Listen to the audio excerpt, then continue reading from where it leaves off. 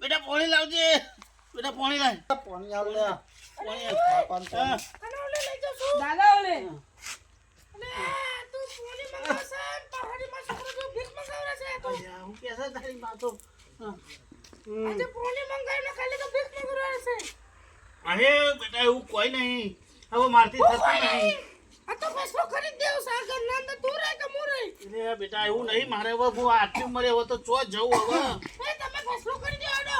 આ કે નાંદ કે હું રે કે આડો હું રે હે.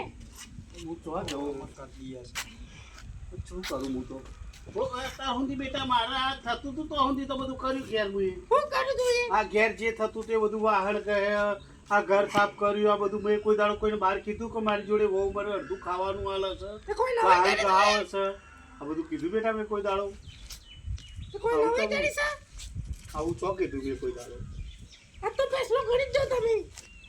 હાર કરી દે છે તો હમણાં કહી દઈએ કહી દે એડે એટલે જાય જપા. હા પાસ થઈ ગયો હો.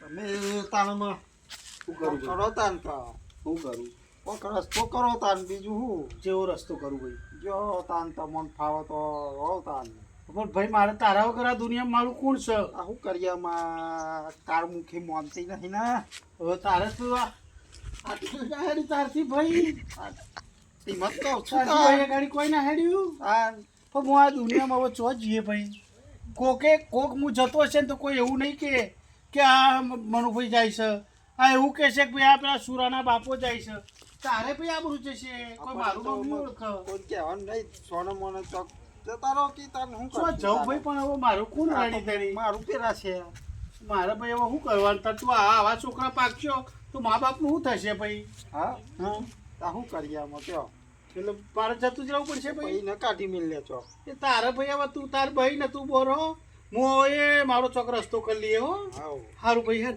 હું તો જવું તારે ભાઈ આ છોકરા હારા ના પાક્યા ભાઈ બીજું કર્યું